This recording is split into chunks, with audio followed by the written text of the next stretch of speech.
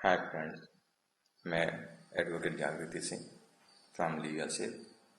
आज मैं आपको एडवोकेसी के बारे में बताऊंगा कि एडवोकेसी क्या होती है, कैसे शुरू करें, एक्सपर्ट कैसे बने। इसलिए हमने एडवोकेसी को 4 भागों में बांटा गया है। First part start practice, second client dealing, third drafting A petition and fourth argument. तो हम इसको शुरू करेंगे। जैसा कि आपने फर्स्ट पार्ट में एडवोकेसी के बारे में जाना कि स्टार्ट प्रैक्टिस प्रैक्टिस स्टार्ट कैसे करें, और सेकंड पार्ट में क्लाइंट डीलिंग के बारे में जाने।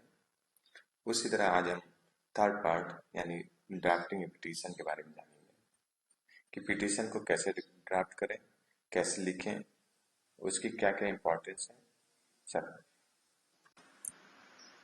ड्राफ्टिंग ए पिटीशन, पिटीशन मीन्स याचिका।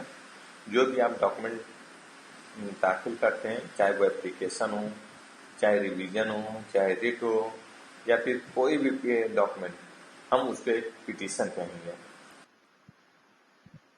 मतलब आप क्या दाखिल करेंगे उसके बारे में ये आपको डिसाइड करना पड़ेगा।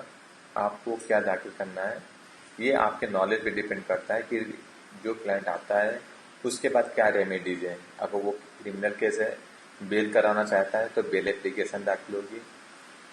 अगर वो कोई कंप्लेंट नहीं हो रही, कंप्लेंट कराना चाहता है तो कंप्लेंट फाइल होगा।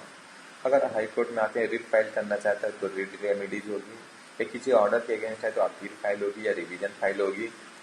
इस तरह आपको डिसाइड करना होगा कि ये पिटीशन क्या है। इसमें प्री ड्राफ्टिंग मतलब पहले आप ड्राफ्टिंग के पहले क्या काम करेंगे, और सेकंड है ड्राफ्टिंग मतलब ये फाइनल। 2 पार्ट में ड्राफ्टिंग होगी। मतलब ड्राफ्टिंग तैयार करने से शुरू करने से पहले का काम और ड्राफ्टिंग शुरू करने के बाद का काम।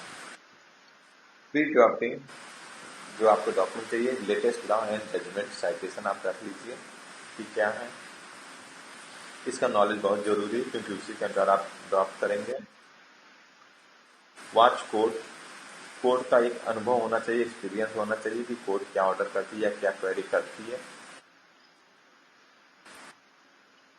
Confirm to file petition as application, writ, revision, review, appeal, contempt, counter, result.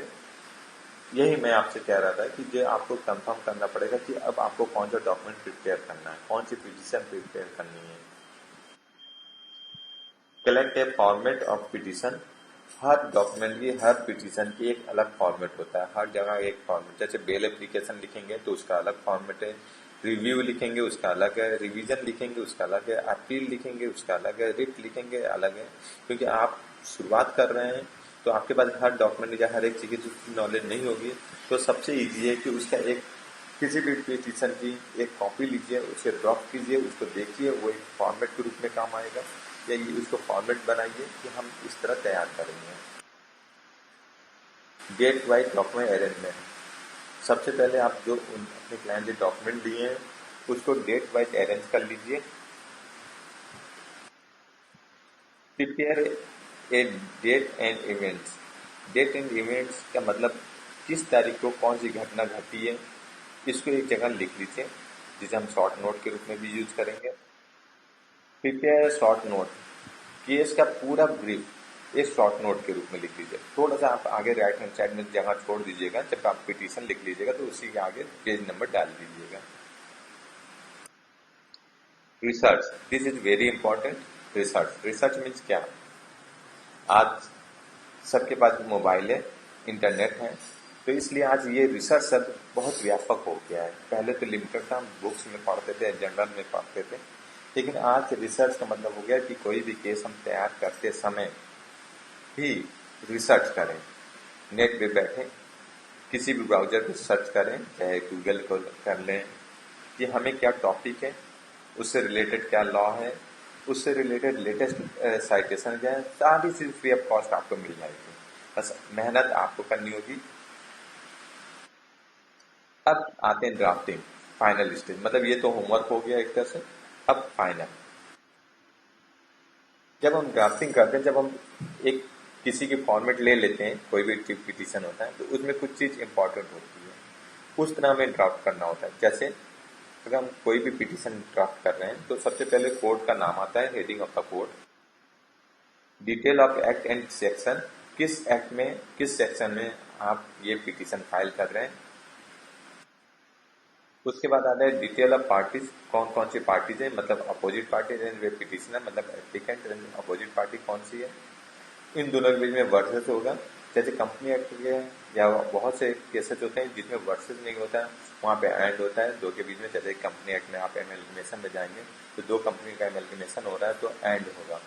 और सब केस में जैसे वर्सेस होगा, वर्सेस का मतलब अपोजिट पार्टी, एप्लीकेंट का मतलब जो पिटीशन फाइल कर रहा है, तो पिटीशनर का मतलब जो पिटीशन फाइल कर रहा है वो एप्लीकेंट एंड पिटीशनर हुआ, और जो अपोजिट है वो अपोजिट या रिस्पॉन्डेंट हुआ। Formal paragraph to explain this is first petition.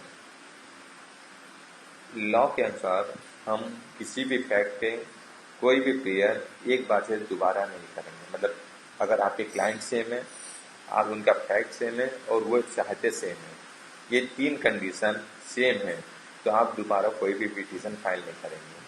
कोई भी पिटीशन फाइल करते हैं, अगर मान ली डिसमिस होती तो आप उसकी अपील या रिवीजन करते हैं, अलाउ होती तो उसके बाद रेमेडीज है, लेकिन दोबारा आप फाइल नहीं करेंगे। उसको हम एक्सप्लेन करते हैं। सबसे पहले ये पहली पिटीशन है, दिस फर्स्ट पिटीशन, कि कहीं ना पेंडिंग है ना डिसाइड हुई है। Explain challenging documents and order, मतलब आप जो भी डॉक्यूमेंट ऑर्डर चैलेंज करेंगे उसको या उसको आप एक्सप्लेन करेंगे, फिर उसके साथ एनेक्चर अटैच करेंगे। एनेक्स डॉक्यूमेंट विद पैराग्राफ, जो बात आप पैराग्राफ में कहें, मतलब जितने आपके डॉक्यूमेंट हैं, जितने आपके एविडेंस के रूप में डॉक्यूमेंट है, उनको आप एक्सप्लेन करते जाइए और साथ में एनेक्चर लगाते जाइए। एक्सप्लेन डिस्प्यूटेड इशू, अब आपका क्या डिस्प्यूट है, रियल में क्या डिस्प्यूट है उसको आप एक्सप्लेन करिए। कि एक तो डिस्प्यूटेड इशू है, जैसे फेक एफआईआर लिख दी गई है तो आप फेक एफआईआर को एक्सप्लेन करेंगे, एफआईआर को एक्सप्लेन करेंगे, फिर उसके बाद कारण को करेंगे कि आपने भी इसको फेक एफआईआर क्यों कह रहे हैं। एक्सप्लेन रियल फैक्ट, मतलब रियल फैक्ट क्या है। एक होता है एलिगेशन लगाना, एलिगेशन तो लग गया, अब लेकिन रियल फैक्ट क्या है। एक्सप्लेन हिस्ट्री, हर केस की, हर व्यक्ति की हिस्ट्री होती है कि ये केस क्यों दाखिल हुआ, इसके पीछे रीजन क्या है, उसको एक्सप्लेन करिए। एक्सप्लेन पर्सनल बैकग्राउंड, कोई भी व्यक्ति जो पिटिशनर एप्लीकेंट है या अपोजिट है, उनका पर्सनल बैकग्राउंड क्या है, बहुत पावरफुल है, दबाव में ये केस हो रहा है, या हम बहुत नीडी हैं, या हमारी मजबूरी है। पर्सनल बैकग्राउंड क्या है, स्टूडेंट हैं या गवर्नमेंट एम्प्लॉयज है, क्या है, तो उस पर्सनल बैकग्राउंड को भी आप एक्सप्लेन कर दीजिए। Explain laws in own word, जब भी आप पिटीशन तैयार करेंगे तो आपको लॉ को लिखने की कोई खास जरूरत नहीं है, ना ही साइटेशन एक्सप्लेन करने की जरूरत है।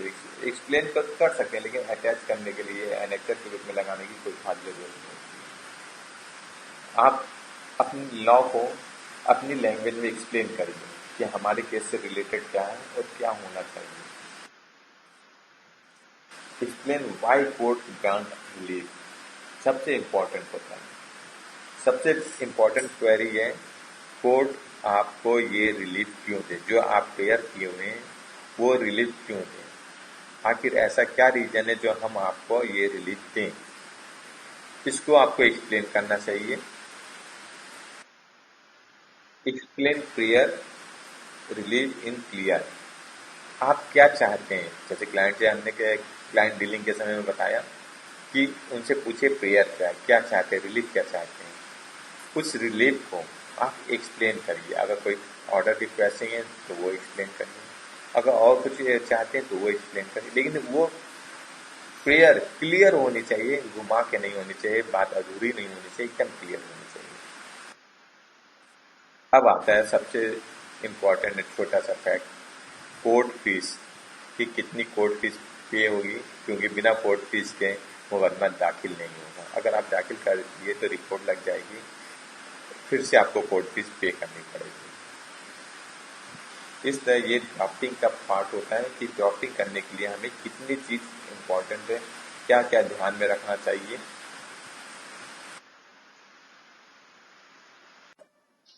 दोस्तों, यदि आपके पास कोई लॉ से रिलेटेड कोई क्वेरी है या कोई कुछ जानना चाहते हैं, कुछ समझना चाहते हैं या फिर कोई केस पे डिस्कस करना चाहते हैं तो आप हमसे संपर्क कर सकते हैं मोबाइल नंबर 9696498498 पर, या व्हाट्सएप कर सकते हैं अपने डॉक्यूमेंट डिस्कस करने के लिए या अपनी बात कह सकते हैं 9696498498 व्हाट्सएप नंबर पर।